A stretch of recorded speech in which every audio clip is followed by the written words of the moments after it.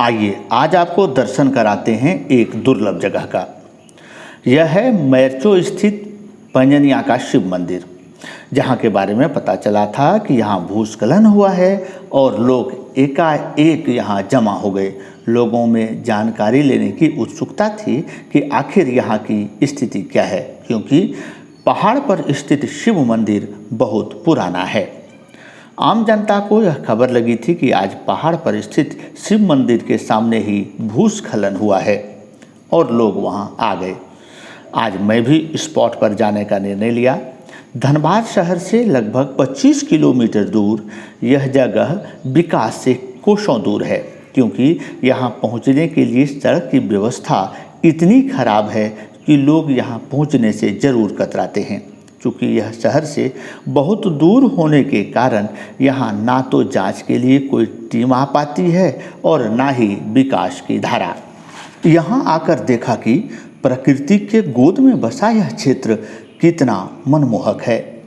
भूस्खलन अर्थात पत्थर का खिसकना एवं झरना का निर्माण होना एक प्राकृतिक घटना है जो होते रहती है, परंतु प्रकृति जब करवट लेती है तो कुछ ना कुछ तो ज़रूर ऐसा होता है जो लोग नहीं चाहते हैं। यह खेत देखिए, इसका फसल प्रकृति ने ऐसे बर्बाद कर दिया मानो प्रकृति ने लोगों को यह चेतावनी दी हो कि यदि अभी भी आप लोग समय रहते प्रकृति का सम्मान नहीं करेंगे तो इसका विनाशकारी रूप जरूर देखने को मिलेगा। आइए अब ऊपर चढ़ते हैं और अनुभव करते हैं कि पहाड़ पर बसे इन क्षेत्र में लोग कैसे पहुंचते हैं। पहले ही लिखा है जूता चप्पल उतार लें। यह क्षेत्र टुंडी वन क्षेत्र में आता है। अब आगे चलिए। जब हम पहाड़ी की ओर चले तो रास्ता अत्यंत दुर्लभ है। यहाँ आपको उतरते और चढ़ते समय इतनी सावधानी बरतनी होगी कि आपकी एक छोटी सी चूक कुछ भी हो सकता है, इसलिए चढ़ते समय बिल्कुल सावधान रहें। क्योंकि यहाँ रास्ता नहीं है, पत्थरों और झाड़ियों के सहारे ही आपको चढ़ना है, वो भी कहीं कहीं तो चढ़ाई 90 डिग्री पर आपको चढ़ना होगा, जहाँ परेशानी होती है। परंतु लोग चूँकि श्रद्धा में विभोर थे, इसलिए एक एक करके चढ़ते चले गए, लेकिन सावधानी के साथ। बच्चे, बूढ़े, जवान इतनी आसानी से वहाँ चढ़ रहे थे जैसे मानो कि बाबा ने स्वयं उन्हें बुलाया हो, लेकिन सावधानी छूटा नहीं। सभी लोग एक एक कर कदम कदम फूक फूक कर रखकर चढ़ रहे थे। रास्ते में जब आप चलेंगे तो प्राकृतिक सौंदर्य आपको मन मोह लेगा। यहाँ कोई भी मानव निर्मित चीज नहीं है, सभी प्राकृतिक। रास्ते में चलते चलते अगर थक जाएं तो प्रकृति ने प्यास बुझाने के लिए एक निर्मल जल की भी व्यवस्था की है, जो आपके डब्बा बंद पानी से अच्छी है।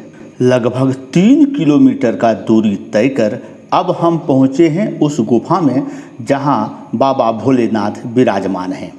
यहाँ आना कोई आसान नहीं है, लेकिन जिसके मन में श्रद्धा है वो वहाँ पहुँच ही जाते हैं। जय हो।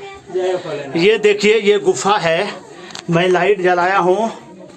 यहाँ घुटनों के बल ही जाया जाता है, क्योंकि बाबा यहीं विराजमान हैं और बड़ा दुर्लभ होता है यहाँ आके जय हो बाबा का दर्शन कर पाना। देखिए, कुछ लोग दर्शन किए हैं और भगवान जय पहाड़ी बाबा के। हम भी इंतजार में हैं पहाड़ी बाबा के कि बाबा का दर्शन हो। महादेव। ये सभी भक्त लगभग 50 से 100 फीट ऊपर आकर बाबा का दर्शन कर रहे हैं। अब हम आप सब दर्शकों को दिखाना चाहते हैं कि बाबा कहाँ हैं, विराजमान कहाँ है। चलते घुटने के बल मैं भी जा रहा हूँ और यहाँ से हम आप लोगों को चाहेंगे कि बाबा का दर्शन हो। क्योंकि ऑक्सीजन लेवल भी कम है और ये मैं सो चुका हूँ, अब इससे आगे जाना संभव नहीं है। लेकिन ये हैं बाबा। जय बाबा भोलेनाथ। बाबा भोलेनाथ, इनका दर्शन करने के लिए लोग बहुत दूर से आते हैं, थोड़ा और अंदर जाने का प्रयास करता हूँ। अनुमति है क्या, जा सकते हैं? हाँ हाँ हाँ, कोई दिक्कत नहीं। जय श्री कपड़े तो गंदे हो रहे हैं,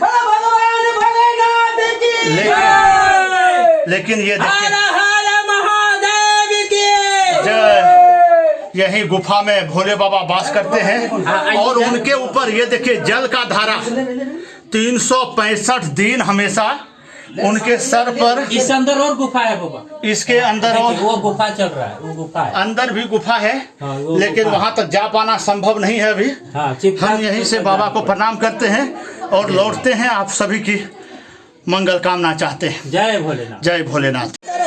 ये है मंदिर, लगभग 100 फीट ऊंचाई पर यह जगह है। मैं यहाँ आते आते हब चुका हूँ। हमारे 5 पत्रकार साथी मुख्य शहर से चले थे कि यहाँ चढ़ना है, लेकिन यहाँ तक आते आते सभी ने अपनी हिम्मत हार दी है। लेकिन मैंने बहुत हिम्मत करके यहाँ आया और बाबा भोले का दर्शन भी हुआ। बाबा भी हमारे साथ हैं, इन्होंने महिमा भी बताई और मैं नीचे का नज़ारा दिखाना चाहता हूँ कि कितने लोग यहाँ हमारे साथ अभी उपस्थित हैं और आने जाने वाले का कतार हमेशा लगा रहा है। इस पहाड़ के तलहटी में आए लोगों का 10 से 20% लोग ही ऊपर चढ़ पाते हैं, क्योंकि एक तो ऊंचाई अधिक, दूसरा आने का रास्ता भी बहुत ही खतरनाक। इसलिए कुछ लोग हिम्मत नहीं कर पाते हैं और कुछ लोग ही ऊपर आ पाते हैं। आश्चर्य की बात यह है कि वैसे लोग जिनका उम्र 60 साल से अधिक था वो भी आसानी से चढ़ रहे थे, जिससे यह स्पष्ट पता चल जाता है कि यदि आपको चलने की कला है और आप स्थिर रूप से चढ़ सकते हैं तो यह ऊंचाई बहुत अधिक नहीं है। आप में हौसला होना चाहिए। बहुत सारे लोग यहाँ पहुँच चुके हैं। आइए उनसे जानते हैं इस मंदिर की महिमा के बारे में और क्या रहा है इसका इतिहास। बताइए। ये बहुत यूनिक चीज़ है सर। ये एक धार्मिक स्थल है। ये पूर्वजों से यहाँ करीब 150 साल से यहाँ है। हमारे यहाँ जो पहले इतलिया पहाड़ के नाम से प्रचलित है, ये पहले यहाँ हम लोग का बर्तन उर्तन सब मिलता था, जो मांग देते थे वो मिल जाता था। और यहाँ कोचरा का रख देते थे, उसको तेल मिल जाता था। रात को रखिए, सुबह को तेल मिल जाता था। शायद किसी से कुछ गलती हो गया, उस दिन से बंद हो गया। और आप इस पहाड़ी की ऊंचाई करीब 3 किलोमीटर है लगभग। अभी और ऊपर है? नहीं, नीचे से लेके ऊपर यहाँ तक 3 किलोमीटर है। अब चढ़िएगा तो ये नहीं लगेगा कि हम 3 किलोमीटर चढ़े हुए हैं। और दूसरी बात, आप ये पानी में स्नान कर लीजिए, किसी भी प्रकार का आपका बीमारी है 4 बार रोग खत्म हो जाएगा, एक बार में खत्म हो जाएगा। पीने से भी पवित्र। हम रंजीत सिंह हैं, पंजनिया का पोस्ट मास्टर हैं। बहुत बहुत धन्यवाद आपका। बहुत पुरानी रही है, लोगों का कहना था। क्या है महिमा और क्या है इनके बारे में, क्या क्या जानकारी है आपको, ये बताइए। जानकारी है कि हमारा माँ बाबा से बोले थे कि जब वहाँ खट्टे बचकन जो वहाँ करा तेलिया भीत लागे, तेलिया भीत में वहाँ बिहार शादी हवा होले ना, तो सरसा सरगुंजा लेके रख दे हलथिन। जब हमारे घर शादी लगे तो ना हमारा तेल चाहिए, तो घुराई दिन इनको तेल बाइक के रख दे हल जाला। बिहार शादी में हमारा बर्तन चाहिए, तो इतना थक बर्तन रख दे हल और गिरा हमारे माए बाप सब सुनवा हलथिन, सेटा सुनल।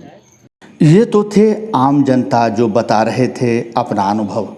अब आइए यहाँ के पुजारी और दूसरे स्थलों से आए पुजारी की बात सुनते हैं कि आखिर क्या रही है यहाँ की महिमा। जी, आप यहाँ के पुजारी रहे हैं, यहाँ की महिमा के बारे में बताएं कि इतने लोग इतने ऊंचाई पर चढ़कर आते हैं, इनकी महिमा का गुणगान करें आप अपने मुखों से।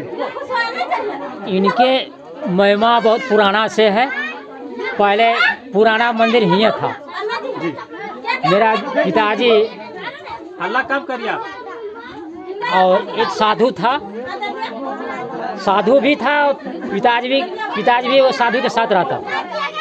लेकिन यहाँ पर शिवलिंग था पहले, और उसी में कहाँ से सांप आ गया था।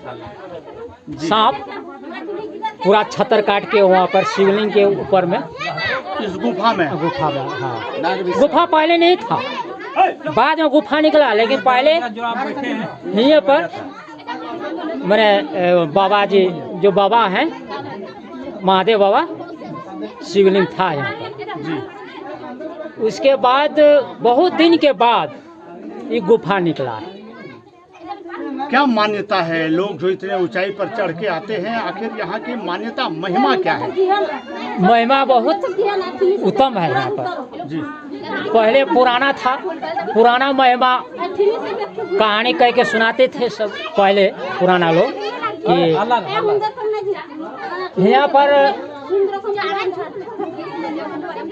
मैंने बहुत बड़ा पत्थर था, समझे ना, और सिरसा ला के, जो सिरसा है बोरा बोरा में ला के यहाँ पर रख देते थे, और मिट्टी का जो बर्तन था वहाँ पर रख देते थे, और रात भर में वो तेल पिसा जाता था, तेल एकदम मैंने पूरा भर के हो जाता था स्वतः।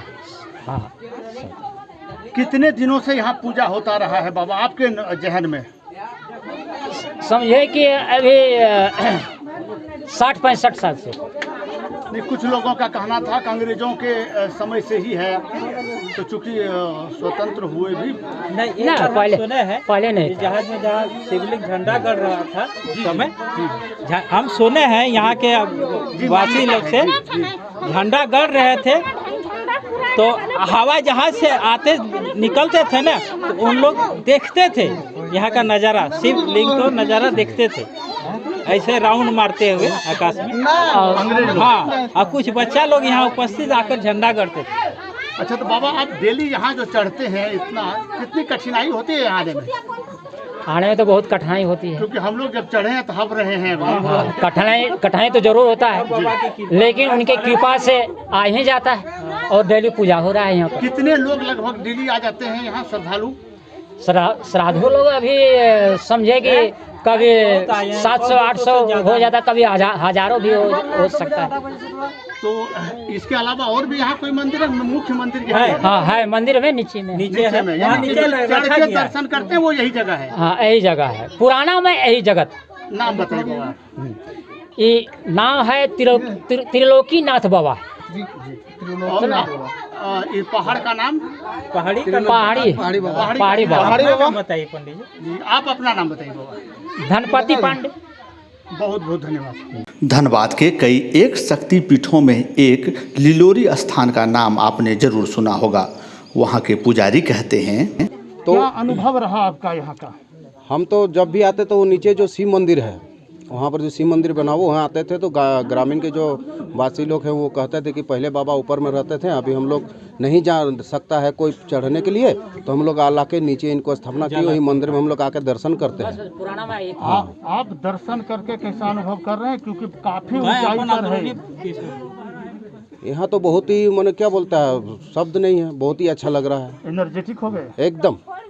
फिर अभी जैसे हम चढ़े पूरा हाफ रहते हो, थकावट दूर हो गया। हमारा नाम है नीलकंठ प्रमाणिक। चलिए बहुत बहुत धन्यवाद।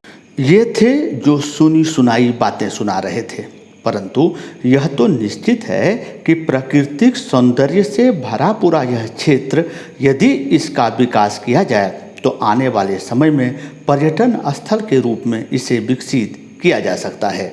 लेकिन इसके लिए यहाँ की व्यवस्था सुधारनी होगी। जिस तरह से यहाँ सड़कों की व्यवस्था और लोगों की हालत है, उसमें जब तक सुधार नहीं होता तब तक इसे पर्यटन स्थल के रूप में विकसित नहीं किया जा सकता है।